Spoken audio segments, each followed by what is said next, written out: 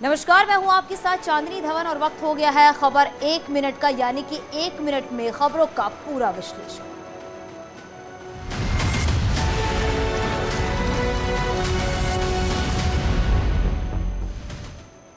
और बात करेंगे सबसे पहले आजमगढ़ में नवनिर्वाचित सांसद दिनेश लाल यादव निरहुआ का भव्य स्वागत हुआ है। इस दौरान निरहुआ ने कहा है कि आजमगढ़ आर्यमगढ़ बनेगा।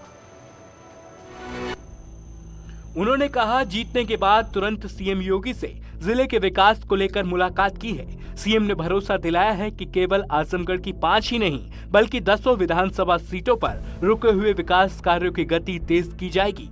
ये देख रहा है कि कोई बाहर से आया और हमारे इस जिले का नाम चेंज कर दिया, बदल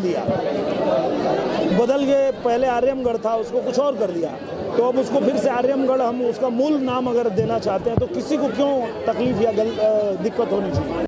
आजमगढ़ के नेहरू हॉल में दिनेश लाल निरहुआ का भव्य स्वागत हुआ। यहाँ बीजेपी सांसद ने एक बार फिर अखिलेश यादव पर निशाना साधा। कहीं न कहीं वो सही भी बोल रहे हैं ओम प्रकाश जी।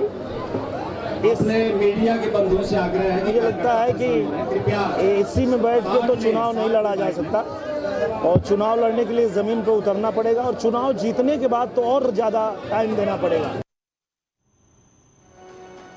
लोकसभा उपचुनाव में समाजवादी पार्टी की हार के बाद अखिलेश यादव पर सवाल उठ रहे हैं। सहयोगी दलों के बाद अब पार्टी में भी विरोध के सुर उठने लगे हैं। समाजवादी पार्टी के राज्यसभा सांसद सुखराम यादव ने अखिलेश यादव को नसीहत दी है। समाजवादी पार्टी से राज्यसभा सांसद सुखराम यादव ने कहा है कि अखिलेश यादव को अपने परिवार के साथ तालमेल बनाकर चलना होगा। उन्होंने कहा कि जब तक वो नेताजी शिवपाल यादव और रामगोपाल यादव के साथ बातचीत बनाकर नहीं चलते, तब तक ऐसे ही परिणाम अखिलेश को देखने होंगे। यदि वो परिवार के लोगों को उनकी राय लेकर के उनसे विचार विमर्श करके आगे बढ़ेंगे तो मैं समझता हूँ माननीय नेताजी अभी जीवित हैं और उनके निर्देश पर ही आगे राजनीति में सफल हो पाएंगे, ऐसा मैं महसूस करता हूँ। ओम प्रकाश राजभर के अखिलेश को लेकर दिए बयान को भी सुखराम ने सही बताया। उन्होंने कहा कि राजभर कभी कभी ठीक बोलते हैं और उन्होंने ठीक कहा है कि अखिलेश को समीक्षा करनी चाहिए। प्रकाश जी कभी कभी कुछ बातें सही कह जाते हैं, कभी कभी ज्यादा बोल जाते हैं, दोनों बातें उनकी हैं। मैं समझता हूं कि ये हर राजनीतिक व्यक्ति को अपना आत्मचिंतन करना चाहिए, हार के कारण क्या है। डिप्टी सीएम ब्रजेश पाठक लगातार एक्शन मूड में हैं। वो लगातार अस्पतालों का निरीक्षण कर रहे हैं और मरीजों का हालचाल भी जान रहे हैं और कमी मिलने पर अधिकारियों को फटकार भी लगा रहे हैं। स्वास्थ्य सेवाओं को बेहतर करने के लिए खुद डिप्टी सीएम ब्रजेश पाठक ने मोर्चा संभाल लिया है। इसी कड़ी में वो जौनपुर पहुंचे। उन्होंने रेहटी सीएचसी का औचक निरीक्षण किया। डिप्टी सीएम लखनऊ से वाराणसी जाते वक्त जौनपुर की रेहटी सीएचसी पहुंचे और यहाँ उन्होंने मरीजों को दी जाने वाली सुविधाओं की हकीकत जानी। वार्ड में गंदगी देख डिप्टी सीएम ने डॉक्टर को फटकार भी लगाई और जल्द ही इन कमियों को सुधारने के निर्देश दिए। कैसे डॉक्टर दोनों काम करेंगे, हम कितनी जगह जाएंगे, अब छोड़ दीजिए, आप बोलेंगे यार कितनी जगह जाएंगे बताइए। आप लोग जब हमारी मदद नहीं करोगे डॉक्टर, ये दीवार वाले धूल तक बोलते साफ करने आप बेड का हालत देखिए, कितने दिन की धूल है। ये आई एक दिन की धूल थोड़ी है, ये महीनों से आप इधर आए नहीं हो। उदयपुर की घटना के बाद कानपुर में भी पुलिस हाई अलर्ट पर है। कानपुर में दावत इस्लामी की सक्रियता का दावा किया जा रहा है, जिसके बाद शहर में आईबी, इंटेलिजेंस और एटीएस सक्रिय हो गई। ऐसी आशंका जताई जा रही है कि सीएए हिंसा मामले में फंडिंग भी दावत इस्लामी से की गई थी। सुरक्षा एजेंसियों के रडार पर पीएफआई, एसडीपीआई और इस्लामी दावा सेंटर के सदस्य भी हैं। इस बीच दावत इस्लामी का एक पुराना वीडियो भी सामने आया है, जिसमें दावा किया जा रहा है कि ये वीडियो उस वक्त का है जब दावत इस्लामी की बैठक कानपुर में हुई थी। हालांकि वीडियो किस साल का है ये स्पष्ट नहीं है। न्यूज़ 18 इसकी पुष्टि नहीं करता। जी, उसके बाद हमने जितने भी हमारे जो सेंसिटिव पॉइंट्स हैं, मिश्रित आबादी वाले क्षेत्र हैं, लगातार हमारी पुलिस वहाँ पे ड्यूटी दे रही है।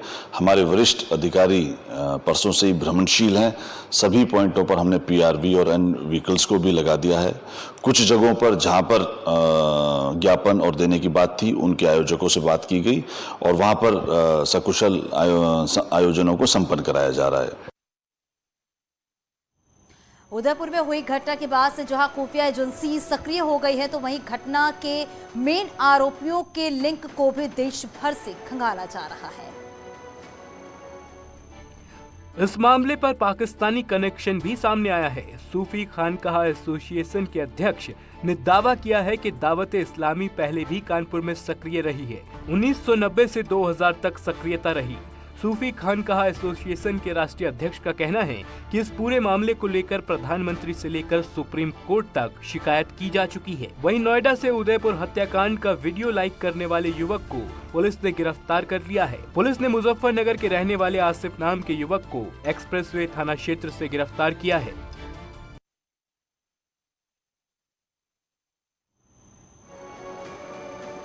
प्रधानमंत्री नरेंद्र मोदी ने दिल्ली के विज्ञान भवन में आजादी का अमृत महोत्सव के तहत ही उद्यमी भारत कार्यक्रम में हिस्सा लिया। इस मौके पर केंद्रीय मंत्री नारायण राणे और केंद्रीय मंत्री भानु प्रताप वर्मा भी मौजूद रहे। इस मौके पर पीएम मोदी ने कहा, भारत का निर्यात बढ़ा है, भारत के प्रोडक्ट नए बाजार में पहुंच रहे हैं। इसके लिए देश के एमएसएमई सेक्टर का सशक्त होना जरूरी है। कार्यक्रम के दौरान पीएम ने साल 2022 के एमएसएमई अवार्ड विजेताओं को सम्मानित भी किया। कार्यक्रम में राज्यों, केंद्र शासित प्रदेशों, देश के प्रगतिशील जिलों और बैंकों को भी एमएसएमई सेक्टर के विकास में योगदान देने के लिए सम्मानित किया गया। उद्यमेन ही सिद्ध्यन्ति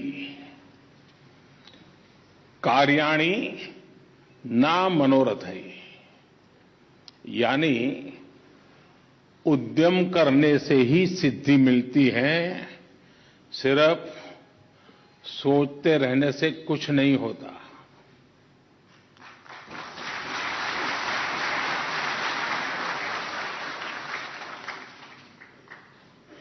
और सोचने वालों की कभी नहीं होती। लखनऊ में एमएसएमई विभाग की ओर से लोन मेला का आयोजन किया गया, जिसमें 1,90,000 लाभार्थियों को कुल 16,000 करोड़ रुपए का लोन वितरित किया गया। इस दौरान सीएम योगी ने अलग अलग जिलों के लाभार्थियों से संवाद भी किया। ये ऋण वितरण समारोह सभी जिलों में आयोजित किया गया। इस कार्यक्रम में सीएम रोजगार योजना के लाभार्थियों को ऋण वितरित किया गया। साथ ही सीएम योगी ने 2022-23 के लिए 2.35 लाख करोड़ की सालाना ऋण योजना का शुभारंभ भी किया। राज्य सरकार की इच्छा शक्ति की थी और 2017 में आने के बाद जब इच्छा शक्ति बलवती हुई और राज्य सरकार ने इस पर कार्य प्रारंभ किया, तो न केवल एग्रीकल्चर के क्षेत्र में हम लोगों ने उन अनंत संभावनाओं को आगे बढ़ाया, बल्कि परंपरागत उद्यम को प्रोत्साहित करने के लिए 2018 में जब 24 जनवरी 2018 को हम लोगों ने प्रदेश की राजधानी लखनऊ में एक जनपद एक उत्पाद की योजना प्रारंभ की, तो बहुत सारे लोगों को लगता था ये सब क्या कर रहे हैं। अचानक नहीं किया था, इस पे हमने शोध किया था। धामी सरकार के 100 दिन पूरे हो गए। इस मौके पर कई खास कार्यक्रम भी हुए हैं। 100 दिन पूरे होने पर सीएम धामी ने प्रदेश वासियों को भी बधाई दी। धामी सरकार के 100 दिन पूरा होने पर कई कार्यक्रम आयोजित किए गए। देहरादून में सीएम धामी ने प्रधानमंत्री ग्रामीण आवास योजना के 5,000 लाभार्थियों को धनराशि दी, जिसमें से 50 लोगों को खुद सीएम धामी ने धनराशि दी। इस मौके पर चंपावत के टनकपुर और चमोली के गोपेश्वर में 2 सैनिक विश्राम गृह का शिलान्यास भी किया गया। सरकार के 100 दिन पूरा होने पर सीएम धामी ने राज्य की जनता और सभी मंत्रियों को बधाई दी। आज जनता की सरकार के सफलतापूर्वक 100 दिन पूरे होने पर आप सभी को बधाई देता हूँ। सीएम धामी ने शौर्य स्थल पर जाकर शहीदों पर फूल चढ़ाए। वहीं इस दौरान मंत्री धन सिंह रावत ने धामी सरकार के कार्यकाल की तारीफ की।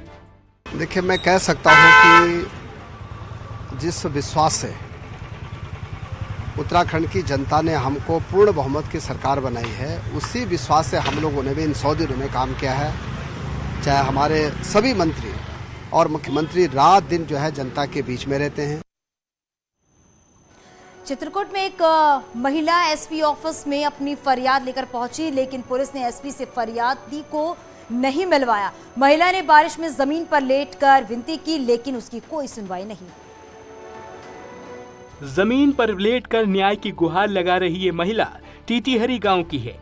जहां महिला छोटी सी दुकान चलाकर अपना भरण पोषण करती है, लेकिन कुछ दबंग महिला से उधार मांगते हैं और ना देने पर उसके साथ मारपीट करते हैं, जिसकी शिकायत करने महिला भरतकूप थाने पहुंची, जहां उसकी कोई सुनवाई नहीं हुई।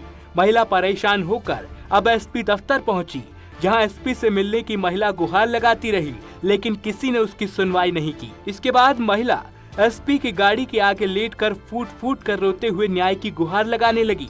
वहां खड़े पुलिसकर्मी तमाशबीन बने रहे। किसी ने महिला को एसपी साहब से नहीं मिलवाया। महिला को एसपी से बिना मिले ही बहरंग लौटना पड़ा। मैं भरतकूप गई हूँ तो मेरे को भगा दिए, वहाँ बैठा हो मारने को बोलते हैं। मैं यहाँ किसके पास आई हैं आप? मैं एसपी साहब के संग आई हूँ। तो आप मिली एसपी साहब से? अभी नहीं साहब, मैं नहीं मिली। नहीं मिलने दिया जा रहा क्या आपको? गाजीपुर में शिक्षा माफिया की 2.65 करोड़ की संपत्ति कुर्क की गई है, तो वहीं अपराधियों के खिलाफ सहारनपुर में भी पुलिस प्रशासन एक्शन मूड में है। सहारनपुर में पुलिस टीम ने गैंगस्टर की 1 करोड़ की अवैध संपत्ति को कुर्क किया है। गैंगस्टर एक्ट के तहत ये कार्रवाई की गई। गाजीपुर में पुलिस प्रशासन ने शिक्षा माफिया के खिलाफ बड़ी कार्रवाई की है।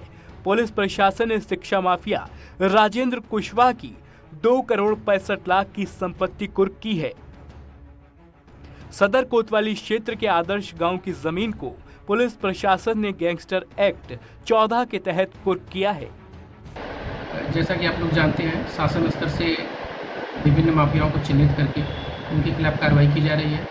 इसी क्रम में शिक्षा माफिया राजेंद्र कुशवाहा, जो आदर्श गांव छावनी लाइन स्थित उनकी एक संपत्ति थी, जिन्होंने अवैध तरीके से अर्जित की थी संपत्ति, उससे बनाई थी। सहारनपुर में पुलिस प्रशासन ने अब तक 125 करोड़ से ज्यादा की संपत्ति कुर्क की है। इसी कड़ी में सहारनपुर के गंगोह थाना क्षेत्र के हिस्ट्री शीटर कलवे हसन और जैकब हुसैन के खिलाफ कार्रवाई हुई और 1 करोड़ की अवैध संपत्ति को कुर्क किया गया। हुसैन पर थाना गंगोह में गैंगस्टर एक्ट का मुकदमा दर्ज है। इसके अलावा आरोप है कि जैकब ने लोगों को डरा धमकाकर गुंडागर्दी के दम पर जमीन कब्जा की थी और हत्या, डकैती, लूट जैसे समाज विरोधी अपराध से संपत्ति अर्जित की। बदायूं में ट्यूबवेल कनेक्शन के एवज में रिश्वत लेने का वीडियो सामने आया है। वीडियो में विभाग का सिस्टम सिक्योरिटी ऑफिसर 1,40,000 की रिश्वत लेते दिख रहा है। हालांकि न्यूज़ 18 इस वीडियो की पुष्टि नहीं करता। बदायूं में ट्यूबवेल के कनेक्शन लगाने के एवज में जेई और उच्च अधिकारियों पर रिश्वत लेने का आरोप लगा है। वीडियो में एसएसओ की तरफ से 1,47,000 रुपए मांगे जा रहे थे और किसान ने 1,40,000 रुपए टेबल पर रख दिए। 5,000 बाद में देने की बात कही। ये वीडियो उझानी विद्युत वितरण के उपकेंद्र बूढ़ा बदरौल दफ्तर का बताया जा रहा है। यहाँ भकौरा गांव का किसान बदरौल दफ्तर में कनेक्शन के बदले रिश्वत दे रहा है। दोनों पैसों को लेकर उलझते भी दिख रहे हैं। इसके बाद एसएसओ डालचंद रुपयों की गड्डी लेकर अपने काउंटर की रैक में रख देता है। तुम पे आए कितने गए? पहले मुझे होता 1,40,000 आए गए, 5,000 और रह गए मुँह पे। और बताओ, और कुछ रह गई कहने की? चक्की वाले 1500। भैया चक्की कोई पैसा ना रोको। नहीं, कोई चक्की को पैसा नहीं मुँह पे। कोरोना महामारी के कारण 2 साल बाद अमरनाथ यात्रा आज से शुरू हुई है। आज तीर्थ यात्रियों का पहला जत्था बालटाल से रवाना हुई है। 2 साल बाद शुरू हुई यात्रा के कारण लोगों में भारी उत्साह देखने को मिल रहा है।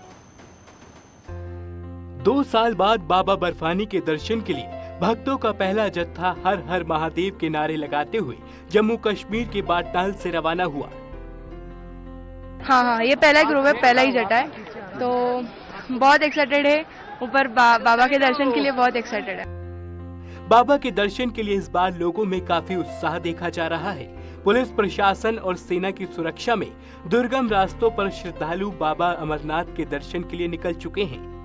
के लिए पहली बार आए हैं और बहुत ही अच्छा लग रहा है। इधर का जो वातावरण है बहुत ही अच्छा है और लोकल सपोर्ट प्रशासन का भी बहुत ही अच्छा पुख्ता इंतजाम है। सुरक्षा के इंतजाम भी हम जब से जम्मू से निकले हैं तब से सीआरपीएफ के जवानों ने हमें बहुत ही अच्छा सहयोग दिया है। पहाड़ के दुर्गम रास्तों से चलते हुए श्रद्धालु बाबा बर्फानी के नारे लगाते दिख रहे हैं। कोई पैदल तो कोई घोड़े खच्चर के सहारे इस दुर्गम चढ़ाई को पार कर बाबा के दर्शन के लिए निकल पड़ा है। मॉनसून की बारिश के लिए अब दिल्ली वाले हो जाए तैयार, क्योंकि अब मौसम का मिजाज बदलता हुआ दिख रहा है। राजधानी दिल्ली में बारिश ने दस्तक दे दी है। मौसम पूर्वानुमान के मुताबिक मौसम में बदलाव नजर आया। दिल्ली के अधिकांश हिस्सों में बादल छाए रहे। गुरुवार सुबह से ही कहीं कहीं हल्की बूंदाबांदी हुई तो दिल्ली में कई इलाकों में झमाझम बारिश भी हुई। मौसम विभाग की ओर से राजधानी दिल्ली और आसपास के इलाकों के लिए ऑरेंज अलर्ट जारी किया गया था। राजधानी दिल्ली और उसके आसपास इलाकों में मौसम का मिजाज पूरी तरीके से बदल चुका है। मैं आपको एक बार नज़ारा दिखाना चाहूँगी। आप देख सकते हैं किस तरीके से बादल छाए हुए हैं और एक अच्छा मौसम देखने को मिल रहा है। लखनऊ के कई इलाकों में भी जोरदार बारिश हुई। लखनऊ के आसमान में बादल छाए रहे जिससे लोगों को गर्मी से राहत मिली। बारिश की वजह से लखनऊ में गर्मी तो कम हुई। मौसम विभाग के मुताबिक मानसून ने दस्तक दे दी है और आने वाले दिनों में कई इलाकों में बारिश हो सकती है। बेहद उमस वाली और परेशान करने वाली और साथ में यूं कहें कि तपिश वाली गर्मी से राजधानी लखनऊ समेत आसपास के लोगों को आज से निजात मिल गई है।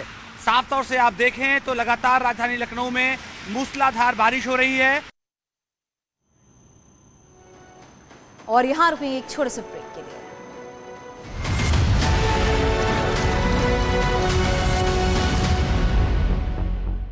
गाड़ियां भी जलकर राख। Fire brigade